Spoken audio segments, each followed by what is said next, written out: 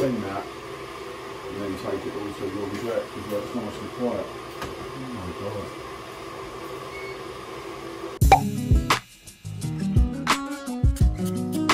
So, nakaligo na ako guys. And, nakapag-makeup na din ako. So, hindi ako magbabaon today. So, bibili na lang ako ng maybe cheese and onion pie doon sa bakery sa labas ng work. So, yun na lang yung aking ila-lunch. Tapos, magdadala na lang ako ng tubig. Kasi kakain ako ng rice bago ko papasok. So, hindi na ako masyadong gutom after 4 hours. So, bibili na lang ako ng something light sa labas ng work. So, ngayon is kakain na ako. So, nagluto. Di ba nagluto ako ng isang gabi ng adobo. So, yun yung kakainin ko. Tapos, nagluto ako ng rice kanina. So, nakabihis na ako. As you can see. So, ngayon guys, ipapakita ko sa inyo yung aking uniform.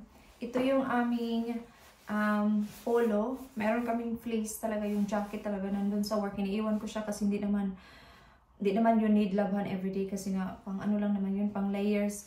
So, ito yung aking uniform. At ipapakita ko din yung isa mamaya pag nasa work ako. So, ito siya, guys.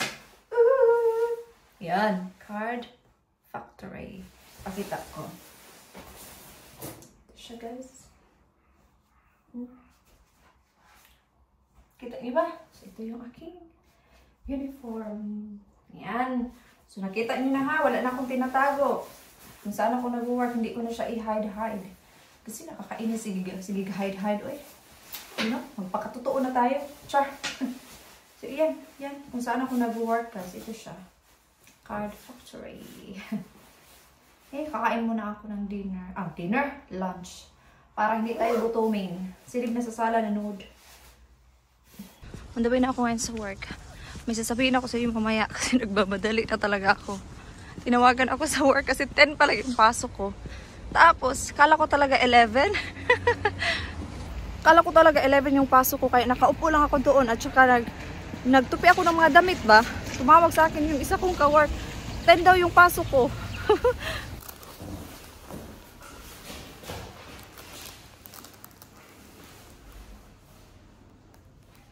Oh my God, nilagay yun. Basahin ko yun. Mamadali ko talaga ako. Kala ko kasi talaga 11 yung pasok ko. Kunin ko muna yung jacket ko. Hindi ko na magla-lunch. Magkakain ko naman sana ako. Hindi na ako nakakain. Nagmamadali na ako.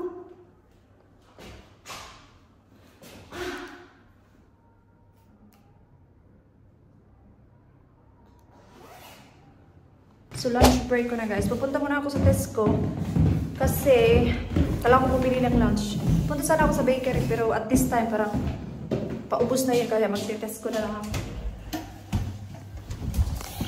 Malapit lang naman yung Tesco dito.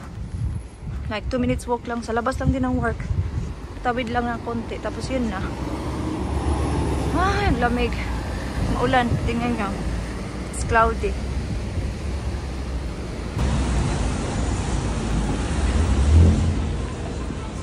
Punta tayo dito sa mga meal deal. Ayoko mag-sandwich. Baka magpapasta. So, kumuha lang ako ng crisp. Mamadali na talaga ako. Itong satay.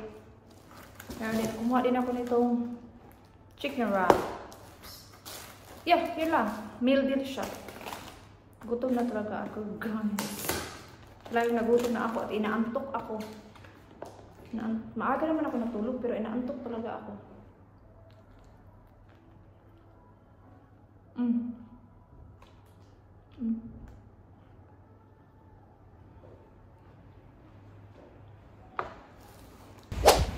Tapos na ako nag-work guys. So pupunta muna ako sa Morrison kasi bibili ako ng avocado at saka something. Basta may bibili na ako. So mag-vlog na lang ako pag nakauwi na ako kasi ulan. Saka malamig.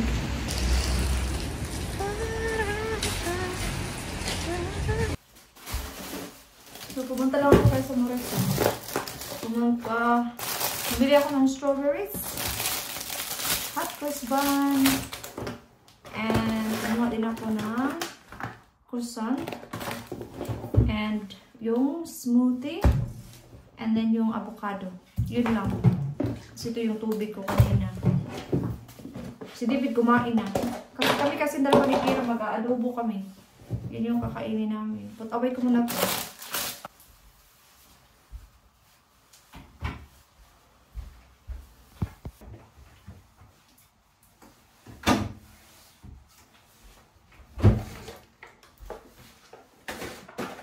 So, nakita niyo ba ako, guys? Hindi ko na i-on yung light kasi okay naman. So, kanina, by the way, tapos na kami kumain. Si Kira, nagsayaw-sayaw siya. So, si Dave pumunta lang sa bahay ng parents niya kasi meron siyang kinuha. Tapos, paliguan ko na yan si Kira. So, kanina, guys, hindi ko alam. Upo lang ako kanina. Pero, nagtingin-tingin ako sa oras. Kasi nga, feeling ko talaga, alas 11 talaga yung pasok ko. Pero, alas 10 pala yung pasok ko. Tumawag ka, nung nagtupi ako ng mga damit pa, kasi mga ano pa lang yun, mga 10, 15. So sabi ko, tupiin ko muna itong mga damit. Tapos nag-ring yung aking Apple Watch. Tapos sabi ko, hello. Tapos sabi niya, hi Jenny, this is Mark, yung ka-work ko, yung aming team leader. Sabi niya, are you okay? Tapos yun, wala, kasi nagamit ko yung aking Apple Watch. Pinatay ko siya. Doon ako tumawag yung gamit yung aking cellphone. Tawag ko. Sabi niya na. I said, straight away, sabi ko talaga, am I working at 10 or 11? Tapos sabi niya, 10. Tapos sabi ko, oh my God, I'm really sorry. Buti na lang talaga, ready na din ako. Naka-base na ako, naka-makeup na ako. Yung kulang na lang talaga is kakain sana ako bago nga ako papasok. Pero nagkape ako at saka yung croissant bun or hot cross bun kanina ng umaga. Tapos straight away, pumunta na agad ako sa work. So na-late ako ng mga 20 minutes. Pero okay lang naman yun kasi ma-edit naman yun sa computer. Pero sabi niya, okay na daw yun. Hindi niya i-edit. So, parang nag-start pa rin ako kanina ng 10. Yan lang. Hindi talaga ako nalilate, guys. Hindi ako nalilate sa work. Tapos, lagi talaga akong nag-update sa aming mga schedule. Kanina lang talaga kasi nandito si Dave. Tapos yun nag-chat-chat kami. Wala na sa isip ko yung anong oras ako papasok. Pero naalala ko siya sa morning. While nagkape ako ba, sabi ko, i-check ko nga yung aking schedule. Pero nga, confident nga ako na alas 11 nga talaga yung pasok ko. So, hindi ko na siya tinignan. Yun pala, may ibig sabihin na pala yung bakit naisip ko. Busy actually today. Kasi di ba mag-Mother's Day dito sa UK sa Sunday? So, ang daming bumili ng mga cards, as in, mga regalo, ganun. Kaya, super busy. About target kami today, which is really good. Kasi pag mayroon kasi kami mga incentives, guys, pag mga Pasko, or mga Valentine's Day, or mga, ngayon din Mother's Day, meron kaming incentives. Hindi pa namin alam kung makukuha namin. Dapat ma-hit namin yung target this week. Like nung Pasko, lahat kami may incentives. Kasi nga, di ba busy ang Pasko, so may hit nyo talaga yung mga targets. Kaya, upsell. Mag-upsell kayo, guys. Upsell. Ganun. Do you need anything else? Do you need this? Do you need any stamps? Ganun para upsell ba? Ganun. Pero minsan din, naisip ko din ba? Alam mo yung ikaw sa sarili mo, you are working hard ba? Nag-work hard ka talaga para ma-hit nyo yung target everyday. Tapos yung ibang mga ka-work pa, iba yung effort kasi sa effort mo. Well, hindi ko naman sinasabi na nag-e-effort ako ng too much kaysa sa kanila. Lahat naman kami nag-e-effort. But iba-iba lang kasi talaga tayo ng work ethics ba? Ako kasi talaga, ako guys, proactive talaga ako sa work. Kahit dito sa bahay, ganito talaga ako, proactive talaga. Ayoko nung nakaupo lagi. Gusto ko talaga meron akong ginagawa. Kaya nga, araw-araw na paglilinis. Dahil sa pagka-proactive. Yun kasi talaga ako. Kaya siguro hindi ako tumataba kasi napaka ko. Out and about pa yung katawan ko. Laging may ginagawa. Baka yun din. Alam niyo ba kanina sabi ni Kira, 21 days na lang daw. Uuwi na daw ako. Kasi nakasip kasi yun sa cellphone ni Dave na ilang days na lang. So, naisip ko tuloy na, alis ako. Parang hindi ko nga talaga siya iniisip na uuwi na ako ba.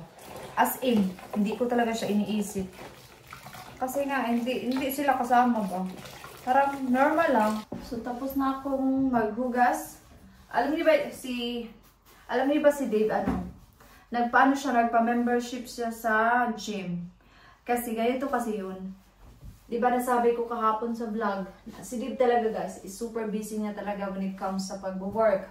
Like yung responsibilities niya ba sa work is minsan too much.